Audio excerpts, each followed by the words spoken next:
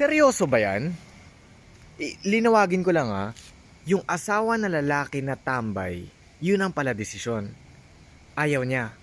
Tapos yung asawa na babae, yun ang may gusto. Kaso nga lang ayaw nila ituloy dahil dun sa asawa na tambay. Baliktad ata. Ang nagdidesisyon yung tambay. Hindi yung kumakayod, hindi yung pumapasok araw-araw, sinasagasaan yung traffic. Lumalayo sa mga bata para magpasok ng pera sa pamilya. Baligtad ata. Alam mo, matagal na nating customer yan eh. Gusto niya talaga mag-resell dati pa eh.